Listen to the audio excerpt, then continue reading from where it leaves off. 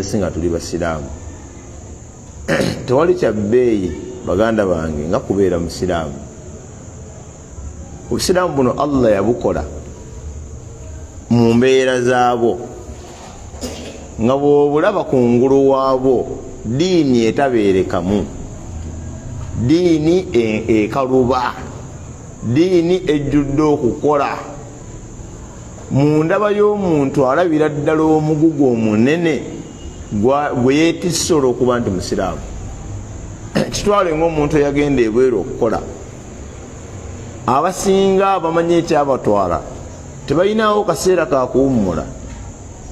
Balina n'embeera nti waaba wakunyuka ssaawa 12 bamanyi okukolayo essaawa endala ng'emu oba 2 mu maaso nga zo teziri ku musaala, nga zo ziina akola kwongerako ekyateekeddwa okufuna. Tebeebaka, naam, tebalya bye balya tebabyagala. Obulamu bwe bawangaliramu si bwe baagala okuwangaliramu, naye balina kye banoonya. Bamanyi ensonga eyabatwala ebweru okukola. Abange basiraamu, Allah yakola obusiraamu nga ekifaananyi kyabwe eri omuddu. Allahu akbar. Kifaananyi kyabwe eri omuddu wallahi ng'alabira ddala ekizibu, ng'alabira ddala okukaluubirizibwa. Era abantu abasinga tolaba nti omuntu omusanga nga owangadde n'emyaka 20 ng'olowooza sina musiraamu, ne wallahi ogenda okwesanga lunaku lumu ng'akutolera salaamu, kati oyo oli musiraamu, naawe leka ndi musiraamu. Ng'obusiraamu yabwekweka, eswala ziringa swala, ate mbutonya ku mwenge, ate okutte ku mukazi kiri haramu. Obusiraamu obanga ali mu kkomera. Ekyo Allah, ekyo mbaka ni Muhammad sallallahu alaihi wasallam yakisomesa dda. Yagamba nti adduniya, ensi eno, sijinul mu'minu, kkomera lyani? Lyamukkiriza. Wa jannatul kafir, ate kweyagala, sanyu, mirembe eri abatakkiriza Allah subhanahu wa ta'ala. Kati musiraamu munnange, hatta n'abatali basiraamu abali ku midiya wano tusoma nabo, naam, embeera ne bwefaanana etya ey'obusiraamu si kabonero akalaga nti obusiraamu butuufu oba si butuufu olw'embeera abasiraamu gye bawangaaliramu, olw'obwavu, naam, olw'obutaba na bitiibwa, olw'obwasi bakulembeze mu ggwanga. Si mbeera eraga nti obusiraamu si butuufu nti olw'okuba eddiini ziri bafuna, eddiini ziri bali la abadan. Obusiraamu mu kifaananyi mw'obulaba mwe buli Allah mwabwagala. Lwaki ebiseera ebimu tuba n'ebizibu ate nga tuli basiraamu?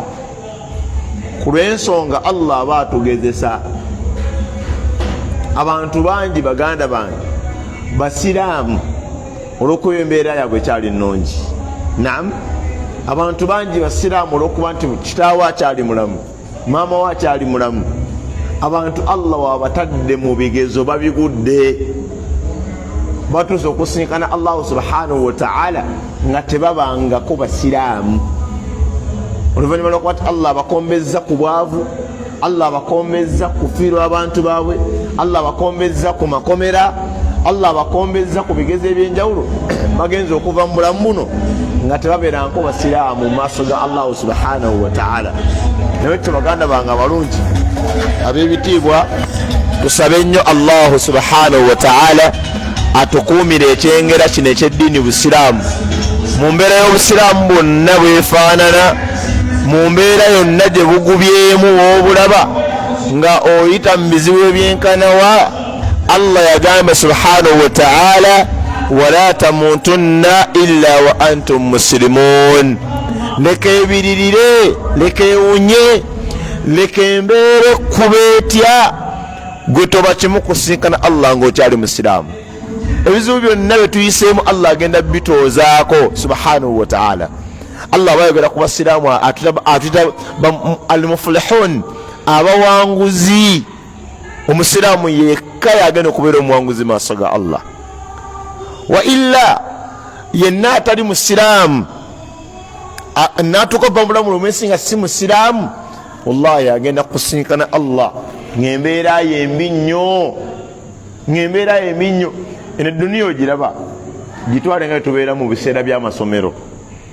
olawo omwana asoma nga obulamu bwe bufu, ayagala kwambala ngatto ennungi, talina sente takola, ayagala kulya ku kirungi, talina sente takola, neefaanana ng'ebyo. ngono omuvubuka ali ku kyalo atasoma, alya Rolex, alya enkoko, akola bino akola biri.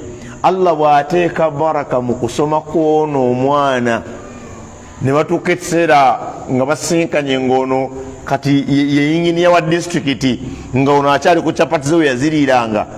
Wallahi owa capati yeegomba nagati singa kale saazire obulamu bwange bwonna nange nenfaanana nga fulani, singa saakyakala saakuba ku ndongo nange nenfaanana nga fulani, ng'afuuse minisita, afuuse DPC, afuuse fulani, afuuse fulani. Basiraamu tugumiikirize, tewali mbeera yonna, embeera newe kuzitowangako etya, tokkirizanga okufa nga toli musiraamu. Okwo kufa kubi. Omuntu aba asiraanye, aba alemereddwa. Ate aba alemereddwa ebintu bibiri, aba alemereddwa edduniya, aba alemereddwa akhira. Ate ng'okuwangaala okusinga tugenda kubeera nakwo nga tusinkanye Allah. Obulamu tobupimira wano ku duniya, si bigenda okukoma. Tulinayo akaseera tugenda okusinkana Allahu subhanahu wa ta'ala. Allah waffe tumusaba ebbanga lyonna asse ebyengera bye n'emirembe ku nabbi we era nabbi waffe Muhammad sallallahu alayhi wa sallam. Oyo Allah gwe yatutumira nga rahmatan lil alamin, nga kyakusaasirira ebitonde byonna. Abange Allah yagenda okutuma nabbi Muhammad alayhi salatu wassalam, yasanga ensi eno ng'eri mu kizikiza. Waliwo enzikiriza y'Abayahudi, Abayudaaya n'Abanasara n'Abakristaayo. Abayahudi bagoberezi ba nabbi Musa alayhi salatu wassalam, gwe bayita Moses, era Abanasara be bagoberezi ba nabbi Isa alayhi salatu wassalam, gwe bayita Jesus alayhi salatu wassalam. Wabula nabbi Muhammad sallallahu alaihi wasallam Allah agenda okumutuma nga abamu mu bantu abagoberera enzikiriza ezo nga baava dda ku bitabo byabwe, nga Allah yayogera kirala, nabo nga Allah bamwogeza birala. Mwalimu abakujjukujju abaasoma ebitabo ebyo, abamanyi okusoma n'okuwandiika, baamanyanga Allah kye yagamba abaddu be, bo ne babikyusa. Era Allah agamba fawailun lilladhina yaktubuna alkitaba biaydihim thumma yaquluna hadha min indillah liyashtaru bihi thamanan qalila ila al-akhir aya. Allah agamba nti okubonaabona, okusiraana, emiranga n'ebiwoobe biri eri abo abawandiika ekitabo, alladhina yaktubuna alkitaba, abo abawandiika ekitabo, thumma yaquluna hadha min indillah, oluvannyuma ne bagamba nti ekitabo kino kyemulaba kyava eri Allahu subhanahu wa ta'ala, liyashtaru bihi thamanan qalila, basobole okukwata ekitabo ekyo bakitunde omuwendo omutono, batunde eddiini ya Allah omuwendo omutono. Abange basiraamu, abatali basiraamu abo bemulaba olwaleero, abakkiririza mu Bayibuli, naam, waliwo ekiseera ng'abantu abo balungi mu maaso ga Allah, era ng'enzikiriza yaabwe ng'eyanirizibwa mu maaso ga Allah subhanahu wa ta'ala. Naye balina ekiseera kye baatuuka ne bakwata ekitabo kya Allah, ebitabo bya Allah bye baalina, ne batandika okusangulamu bye bataagala ne bateekamu bye baagala. Allah subhanahu wa ta'ala n'abakyawa, era Allah n'ayimiriza enkola yaabwe, kyeyava atuma omubaka nabbi Muhammad sallallahu alaihi wasallam, nga yenna anamukkiriza nabbi oyo mu Bayahudi n'Abanasara, mu Bayudaaya n'Abakristaayo n'Abakafiiri abaaliwo ebiseera ebyo, abakkiririza mu kusinza ebibumbe, mu kusinza amasanamu, mu kusinza emizimu, lubaale, emisambwa n'ebiteega, abasinza emiti, emigga, ennyanja n'ebirala, yenna anakkiriza nabi Muhammad alayhi salatu wassalam nekyo kyeyajja nakyo, wallahi Allah tabaraka wa taala amusonyiwa ebyakulembera okukolebwa mu nsobi ze, ate Allah namuwejjana. Ate yenna amuwakanya ne byeyajja nabyo, ekyamazima Allah amutegekedde omuliro ogw'olubeerera. Naye ekyo baganda bange basiraamu, owangayo ekiseera ne weetegereza nnyo omubaka nabi Muhammad sallallahu alaihi wasallam mu ddiini eno, wetuba nga tusinza Allah gwe tugoberera. Embeera yonna ekutuuseeko mu bulamu eyinza okuba nga ya bizibu, oyinza okuba nga toyina gweoyinza kubuulira nsonga yo, naye faayo onoonye obuzibu buno bwentuuseemu mbuvaamu ntya, abange sheekhe yagamba atya nabi Muhammadin sallallahu alaihi wasallam. Singa omuntu asanga ensonga bweti ne bweti, wallahi bwe weekwata ku nabbi sallallahu alaihi wasallam bye yasomesa, tolemererwa ku duniya, tolemererwa ku akhira. Abange tufeeyo okwekwata ku nsomesa enkola ez'omubaka nabi Muhammad sallallahu alaihi wasallam. Tugenda kubeera mirembe ku duniya, tugenda kubeera mirembe mu kaseera nga tusinkanye Allahu subhanahu wa ta'ala. Abanga ab'ebitiibwa, mbakuutira nga nange neekuutira okutya Allah subhanahu wa ta'ala. Tutye Allah mu kyama, tutye Allah jalla jalaaluhu mu lwatu, era tusabe Allah atuwe okumutya. Abange basiraamu, ebintu byonna bye tuli Allah yabikola, naye osabanga nnyo Allah, nsabe Allah atuwe taqwahu, atuwe okutya Allah subhanahu wa ta'ala, tusobole okusinza Allah nga tulinga abamulabako wankuwadde nga ffe tetumulaba. Abange Allah waffe atulaba, Allah waffe amanye embeera gye tulimu, bye tukola byonna Allah abiraba. Tobeerangawo n'ogamba nti katuwembanga kino kyenkola Allah takyagala, njagala nkole kino. Allah takolera ku ndagaano zo, Allah takolera ku bigambo byo, Allah akolera ku ndagaano ze. Waba yagamba ngenda kuwangaaza emyaka 4 ne wotandika obwenzi ng'oli wa lunaku lumu, Allah akuwa emyaka gyo 4, kuba akimanyi buli kyokola agenda kibonereza ku ggwe. Allah waba akimanyi nti agenda kuwangaaza emyaka 10, ne bw'omala emyaka 9 ku myaka 10 ng'oyonoona bwonoonyi, Allah akulekawo.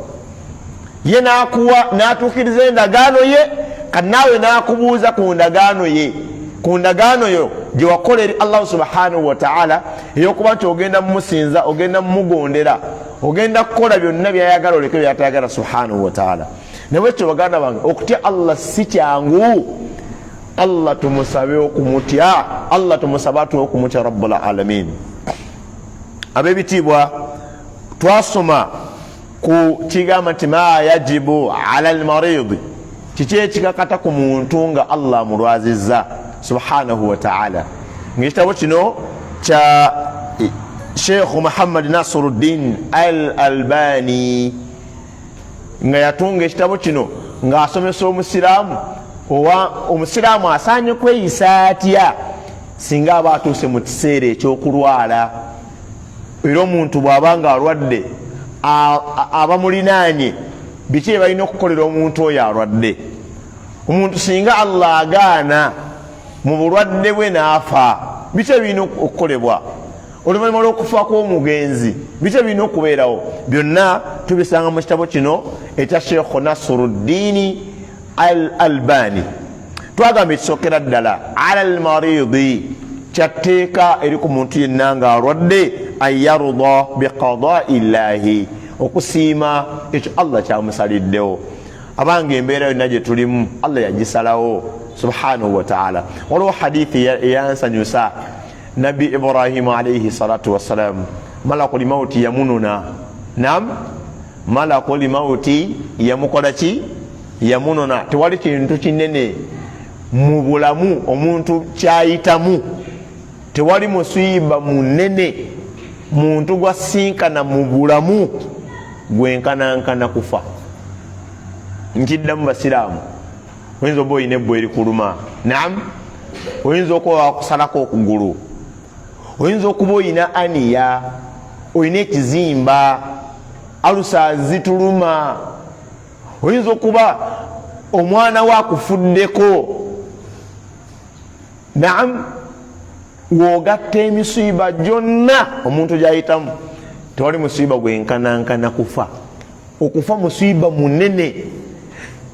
Tewaliwo nabbi wa Allah yenna Allah gwe yaleetera kufa okujjako nga yawalira, okujjako nabbi Yusufu alayhi salatu wassalam.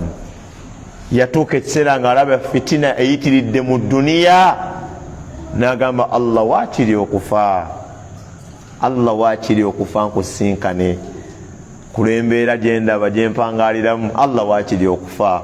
Bannabbi bonna abatali Yusufu okufa wallahi bawalira. Omu ku bawalira ye nabbi Ibrahim alayhi salatu wassalam. Yali ali awo nga malakul mauti nanyini kukaaya biwooma ng'eyingidde.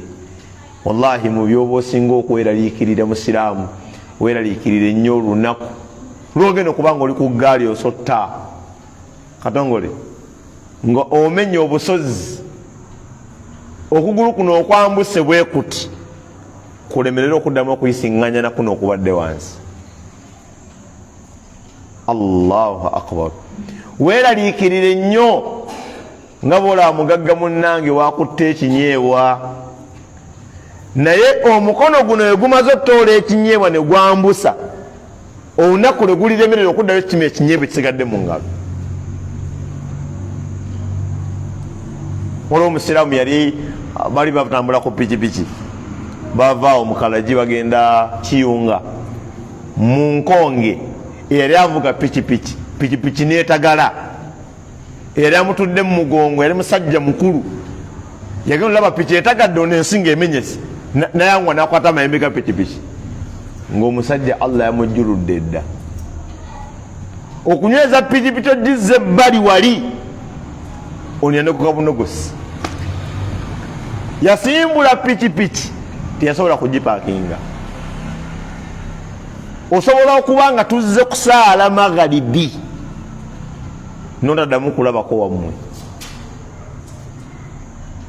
ne banjola muzikiti wano nga bantwala either wa kitange, bantwala either wange, obanga baga nti asule wano muzikiti nkya tukeera nkoowe. Omusiiba gw'okufa we gwalumba nabbi Ibrahim alayhi salatu wassalam, yagamba malakul mauti, yamuga nti mukwano gwa kuntumye. Okumanyanga okufa kuluma ate kutiisa. Nabbi Ibrahim mukwano gwa Allah, era gyalaga akimanya agenda mu jjana, agenda mu kifo ekisinga duniya n'ebigirimu. Yagamba malakul mauti, genda oŋŋambire Allah wa mukwano ki ate ayinza okutta mukwano gwe. Anti owulira ebigambo, ani agamba ani? Nabbi Ibrahim abiweereza ani? Allah we mukwano gwe. Genda oŋŋambire Allah wa mukwano ki ate atuuka ekiseera yennyini neettira mukwano gwe. Malakul mauti naga nono musajja gwe nnonya ono aye nga tayagala genda, neddayo neddiza omukulu lipooti. Mukwano gwo nno gondumye manyi wagambye timbuulira, agambye wa mukwano ki ate ayinza okutta mukwano gwe. N'agigamba genda omugambe wa mukwano ki ayinza okugaana okugenda okusinkana mukwano gwe. Allahu akbar. Nabbi Ibrahim alayhi salatu wassalam bwe bamuddiza ebigambo bya Allah byagambye, naga tugende. Naye nga amala kwetooloola abasigazaawo kaaganya yayita ava wano. Allah tabaraka wa taala nsaba nsaasire naawe akusaasire. Owange wabanga akugezesezza n'ekigezo ky'okulwala obeeranga mugumiikiriza.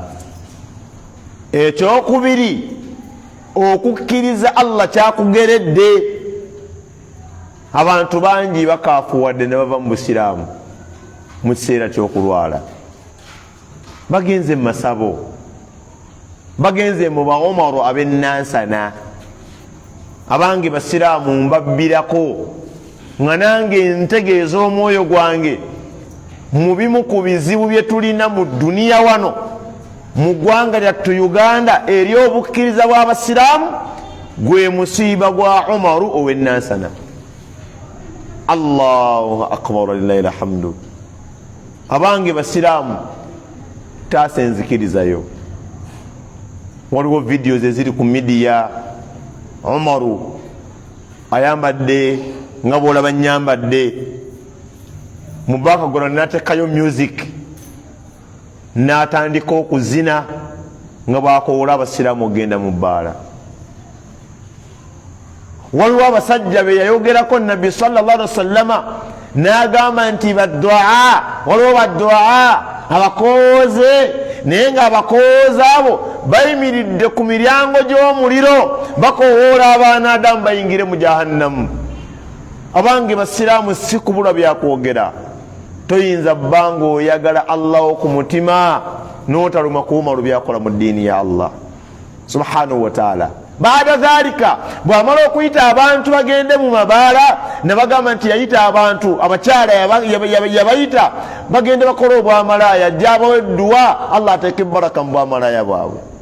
Takomye ku ekyo agambye nti batuguliddewo amabaala mujje tusinkane mu bbaala bannange nze nsimbudde n'ayita abantu bagende mu mabaala bajoge Allah subhanahu wa ta'ala. Wallahi bw'amala okwogera ebigambo ebyo n'agamba nze nkola mu ofiisi ya Allah. Inna lillahi wa inna ilayhi raji'un. N'agamba nti nze ndi musika wa Nabbi alayhi salatu wassalam. Abange basiraamu abantu bagenze eri abasajja abo luvannyuma lw'okulwala, bagenze eri shayitaani ezifaanagana ng'eyo luvannyuma lw'okufuna ebizibu naye ku lwaki butakkiriza Allah kyakusaliddewo nakugera kwa Allah subhanahu wa ta'ala. Abange basiraamu mbeekesa Umaru nga Allah bwe yeekesa abasiraamu b'omulembe gwa Nabbi Musa sallallahu alaihi wasallama omusajja yayitibwa Firawuna alayhi laana, nga Allah bwe yeekesa abantu ku mulembe gwa Nabbi Ibrahim alayhi salatu wassalam omusajja yayitibwa Nimurudu alayhi laanatullahi alayhi. Abange Umaru ow'ennansana mukooze naye ng'akoola abantu kudda mu muliro, nga Allah bw'agamba Rabbul Alamin nti shaytaan ekoola abantu kubazza mu jahannama ate Allah akoola abantu kubazza eri jjana. Abange basiraamu ebikola Umaru byakola tebibeera nko bikola bya mubaka Nabi Muhammad sallallahu alaihi wasallama. Ebikola Umaru byawangaalirako, singa omuntu amukoppako ebikolwa ebyo Allah agenda mumuvunaana amuse mu jahannamu ate ayinza ogimuteekamu olubeerera. Abange basiraamu tufeeyo nnyo owekitiibwa Allah abanga akugezesezza, beera mugumiikiriza era beera ng'osiima Allah tabaraka wataala kyakugeredde omusabe Allah abeere ng'akuwonya. Twagamba ekyokubiri, singa omuntu alwala wayambaga alayhi an yakuna baina alkhawfi warraja, omuntu kimugwanira abeere wakati w'okutya ngenda kusinkana nti Allah nze abadde ayitwako essala, ngenda kusinkana nti Allah ng'ate nina abamanja, ngenda kusinkana nti Allah ambadde nkola embeera bweti ne bweti. Omuntu abeere nga yeeraliikirira Allah, waneraliikirira Allah kigenda muwa okwenenya. Ayi Allah nsaba onsonyiwe, ayi Allah singa ntwalira mulwadde buno nga nina embeera bweti ne bweti, omukyala gwe nina simuwoowe, Allah nsaba onsonyiwe, Allah wentereera ngenda kuwa mukyala wange, Allah ngenda kulongoosa. Ekyokubiri warraja, omuntu asaanye awangaale mu bulwadde Allah bw'amuleetedde ng'ayina essuubi nti Allah wange asobola okunvunaana, naye ate Allah asonyiwa. Osanga Allah nansonyiwa kankole kino, osanga Allah nansonyiwa mu kiraamo kyange kannaamire bamulekwa, osanga Allah nansonyiwa. Omuntu yenna nga alwadde asaanye aleme kuggwaamu ssuubi eri kusaasirako Allah subhanahu wa ta'ala.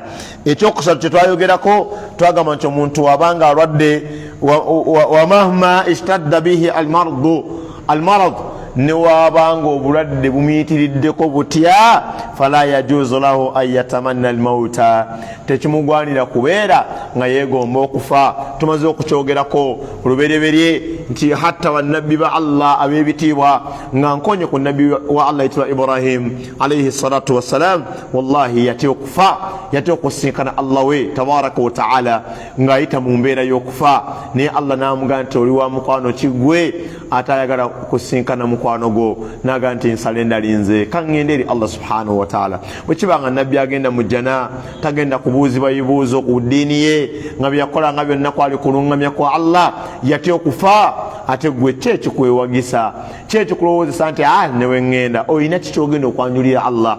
kirungi Allah tumusaba tulekewo kubanga buli wosigala oba oli awo oyinza okwongera ku birungi byokola mu maaso ga Allah subhanahu wa ta'ala. twagamba ekyokuna idha kana alayhi huququn falyuaddiha ila ashabiha.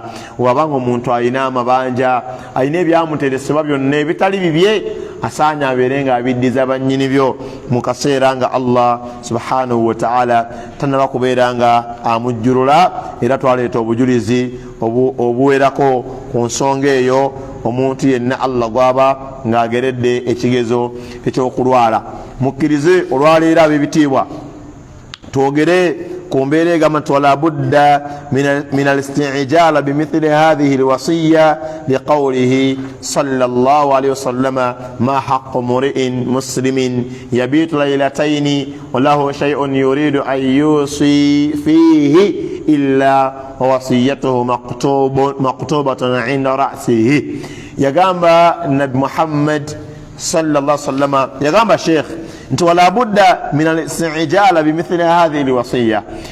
omuntu asaanye omuntu Allah gwageredde okulwala wano ngamba abasiraamu nti newoba nga tonnalwala kubanga osobola leero okuba nga tolina wakuluma nene butya ku makya nga batubikira nti Sulaimani Allah yamujjuludde nti fulani Allah yamujjuludde naye mu kubanga tusuubira akaseera konna okufa imma nga tumaze kulwala oba nga tufudde bagitatan nga tufudde kibwatukira omuntu yenna asaanya abe nga aleseewo ekiraamo.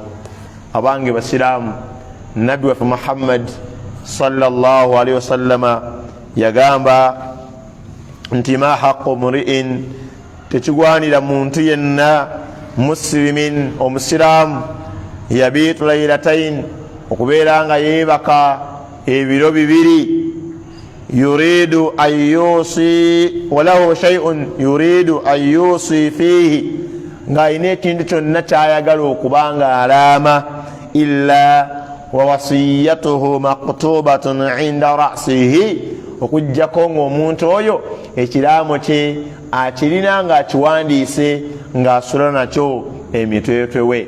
nawe kityo mu hadithi eyo nabbi waffe alayhi salatu wassalam yatukuutira okuba nga tukola ebiraamo wankubadde ng'ennaku zino ate abasiraamu beesambye enkola eyo. omuntu atuuka okufa myaka 4 myaka 7 n'ava mu bulamu buno obw'ensi naye nga taleseewo kiraamo.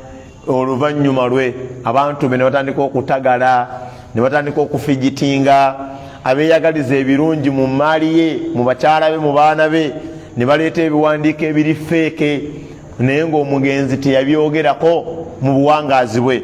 omuntu ekiyitibwa alwasiya ekiraamo kubeera kwogera kwa mugenzi kwasigala ayogera mu bantu be oluvannyuma lw'okuba nga Allah subhanahu wa ta'ala amujjuludde.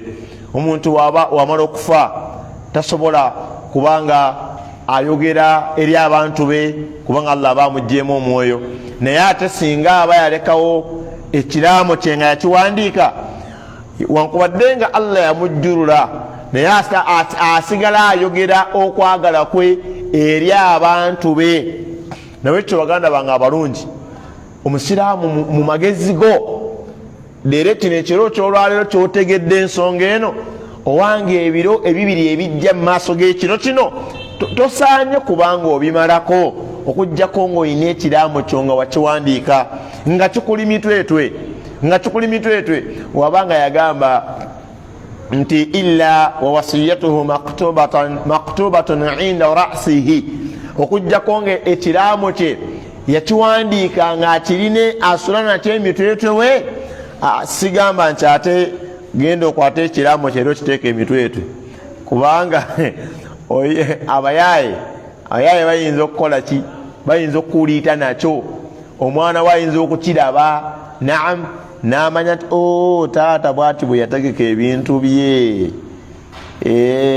siri waawano, najja na maama ne mu maali eno siriimu.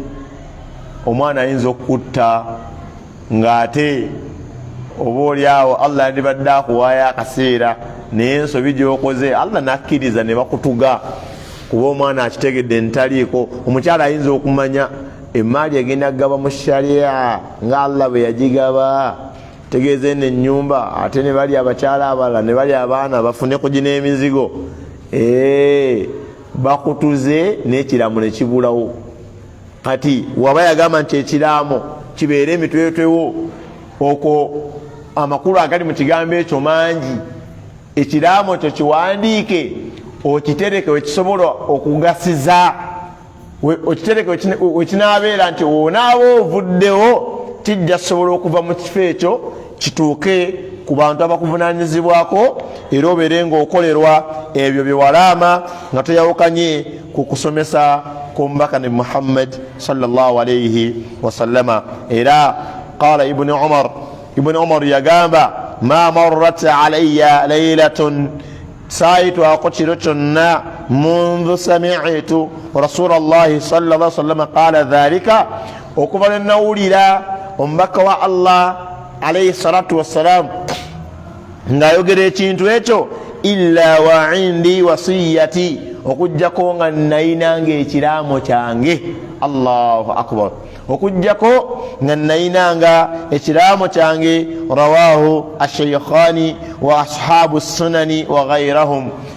Hadithi eyo yaripotingibwa ba Sheikh al-Bukhari ne Sheikh Muslim ne bannanyini sunani, era n'abatali abo baripotinga hadithi eyo. Etulaga ti omusiraamu yenna baganda bange tutambulira mu kufa akaseera konna tuddayo eri Allah, naye osaanye ogende okusinkana Allah nga oyina ekiraamo kyo. Era omuntu yenna nga Allah amulwazizza, oba omuntu yenna asuubira okufa era nga okufa kwa tteeka, wayajibu ayusi li aqrabaihi, kyatteeka gyali okubanga alaamira eri ku b'eŋŋanda ze, alladhina la yarithuna minhu, abo abatali mu basikaabe abatamusikira, liqawlihi tabaraka wa ta'ala, kule ekigambo kya Allah ekigamba nti a'udhu billahi minash shaitani rajim, kutiba alaykum idha hadara ahadakumul maut in taraka khayran alwasiyatu lilwalidaini wal aqrabin bil ma'ruf haqqan 'alal muttaqin. Yagamba Allah subhanahu wa ta'ala nti kutiba alaykum, yagamba nti wayajibu ayusi li aqrabaihi, era kyatteeka omuntu okulamira ab'eŋŋanda ze, alladhina la yarithuna minhu, abo abatamusikira, liqawlihi tabaraka wa ta'ala, kule ekigambo kya Allah ekigamba kutiba alaykum, kyatteeka kiralikiddwa ku mmwe, kyatteeka idha hadara ahadakumul maut, wabanga omukumu atuuse mu kiseera ky'okubanga afa, in taraka khayran alwasiya, okubanga alekawo ekiraamo ekirungi, lilwalidaini, eri abazadde be ababiri, wala aqrabina, n'ab'eŋŋanda ze, bilmaruf, ng'alaama mu bulungi, haqqan ala almuttaqin, ekyo kyekyamazima era kyatteeka kikakafu eri abatya Allah subhanahu wa ta'ala. Aya eno Allah yasooka n'alagira nga we tuba tulaamira emaali yaffe nga Allah atujjuludde, tugiraamira bakadde baffe abatuzaala n'ab'eŋŋanda zaffe ab'oku lusegere. Wabula mu nsonga ey'omwenda Sheikh gye yagamba omuntu asemberedde okufa, omuntu alwadde gy'ateekeddwa okubeera ng'akola, yagamba nti wa amma alwasiyatu lilwalidain, yagamba nti wabula okulaamira abazadde ababiri, wal aqrabini, n'ab'eŋŋanda, alladhina yarithuna min almusi, abo abasikira oyo alaama fala tajuzu tekikkirizibwa liannaha mansukha kulensonga nti etteeka eryo Allah yalisangulawo subhanahu wa ta'ala bi aya nga alisanguzaawo ayati almiraf ezogera ku maali y'obusika wabayana dhalika rasulullahi sallallahu alaihi wasallama ekyo mubaka n'akinyonnyola bulungi atamma albayan okunnyonnyola okujjuvu ddala fi khutubatihi fi hajjati alwada mu khutuba ye gye yabeera nga abuulira abasiraamu muhijja oba muhijja ey'okusiibula gye yakola ng'asomesa abasiraamu. naye ekyo baganda bange Allah tabaraka wa taala atukkiriza omuntu ono ali mu mbeera y'obulwadde akkirizibwa okulaamira ku b'eŋŋanda ze ez'okulusegere, naye ng'ab'eŋŋanda baalaamira tebali mu abo abamusikira. bw'obeera obaga ekiraamo kyo waliwo akanyomero awali emaali y'omugenzi, mu maali y'omugenzi ayina akanyomero wakkirizibwa okubanga alaamira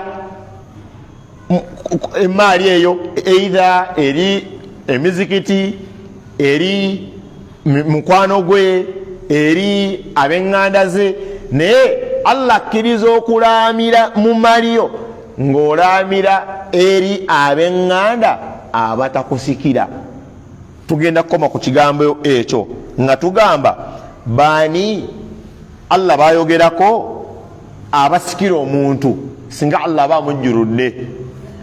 abantu abasikira omuntu bali abantu 5 oba oyinza obafunza n'obayita abantu 3. bwe mbanga ntutte eky'abantu 5 asookera ddala Allah subhanahu wa ta'ala yagamba nti abaana suratu nisa'i yagamba Allah subhanahu wa ta'ala nti abaana yusikum Allahu fi awladikum lidhakari mithlu hadhi al-unthayaini. Allah tabaraka wa ta'ala muteekero yatulaga nti abaana b'omugenzi basikira omugenzi nga Allah amujjuludde. kati mubasika mulimu abaana abalenzi n'abaana abawala. kati abalenzi omu, abawala oyo musika wa 2. mulimu omukyala asikira bba singa bba yaba afudde, oba omwami osikira mukyala we singa omukyala yaba afudde. ekitegeeza abo abasika tulinawo omulenzi, omuwala, omu ku bafumba 2, omukyala oba omwami asigaddewo yasikira munne kozi nga bafudde bombi mu accident, obanga omukyala yatezewo butwa enjala nemuluma n'anywako ate ku katunda ne bafa bombi. naye omu ku bafumba 2 waba yafudde anti amala kufa bano ne bafuuka abasika. kati ono wakusatu mulimu taata w'omugenzi 4 ne mbamu ne maama w'omugenzi 5, oba wetuba tugambye 3 abaana b'omugenzi eyo gurupu emu, bazadde b'omugenzi ezo gurupu 2, omu ku bafumba 2 ye gurupu eyokusatu. be bantu abasikira omuntu. kati atugamba Allah tabaraka wa ta'ala tukkirizibwa okulaamira ku b'eŋŋanda ez'okulusegere, naye nga tuziyizibwa ate okulaamira nga mu betulaamira mulimu ate abatusikira Allah be yamala okuwa emigabo gyabwe, nga mu abo mwemuli abaana b'omugenzi, mwemuli omu ku bafumba 2 ono abasigaddewo, mwemuli bazadde b'omugenzi. tokkirizibwa kulaama mu kiraamo kyo n'ogamba nti ekibanja kyange ekyempererwe nkiraamidde mutabani wange oba nkiraamidde maama wange wembanga nfudde mukiwanga maama wange oba mukiwanga mukyala wange. bw'oba tokimuwadde nga mulamu n'okimuweera mu kiraamo kyo ate nga ajjidde mu bantu Allah be yawa, omukulu qadhi oba imaamu akulembedde okugaba emaali y'omugenzi oyo akwata ekyagabiddwa eri omusika oyo n'akijjayo n'akikomyawo n'akigatta ku maali y'omugenzi ne kigabibwa abasika bonna. kubanga tekikkirizibwa kugabira musika mu kiraamu. Abange nakano katukogere bwe tubanga tulaama, okulaama okw'eddiini kwawukanira ddala nno ku kiraamu ekyennono zaffe ez'enjawulo n'obuwangwa. Ngenda kuwayo ekifaananyi kitono nnyo. Singa olaama wane waffe mu Buganda ekiyitibwa okulaama, ensonga ennene ebeeramu kulaga musika. Omusika wange ye Abu Saidi, ye Salmani, ye fulani ye fulani, yensonga ennene ebeeramu.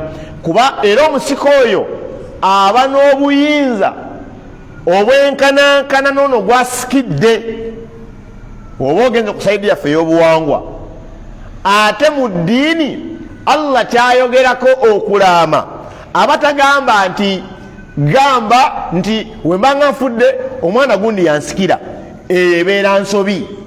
Ntegereka b'Oluganda ebeera nsobi, kubanga ffe mukulaama okwaffe ate kuli precise and simple. Mukulaama okwaffe okwa sharia weeyogerako ng'omugenzi nogamba amannya gange nze Suleimani Sudiru Abu Suhaila kikomeko.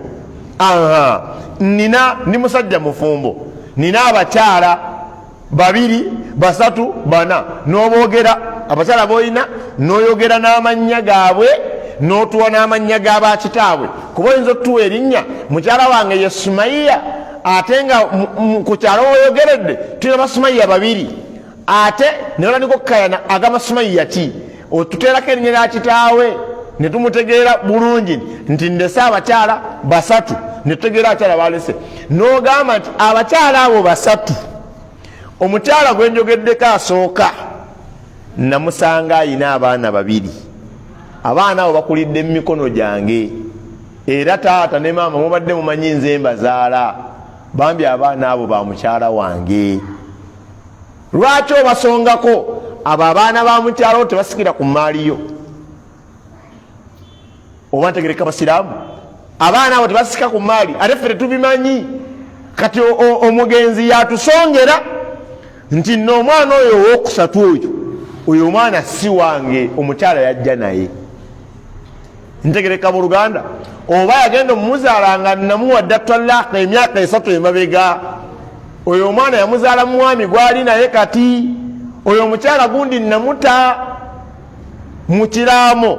Omuntu yeeyogerako n'alambika emaali, tujja kiraba inshallah mu musomo ogujja, n'alambika emaali ye, n'alambika amabanja ge g'abanja ne ge bamubanja, ne yennyonnyolako ku kyemaali ng'olaamanga omubaka bwe yasomesa sallallahu alayhi wasallam, ogamba emaali yange egabwanga nga Allah bwe yagigaba.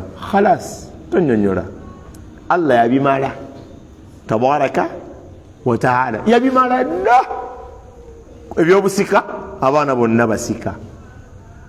Ntegereka okujja kugamba nti abaana bangundi gwenda basingamu okulumirirwa, gundi okulemberanga banno, kulembera banno naye si musika kubawa biragiro ndi tata wammwe nze mbagaba, la abadan.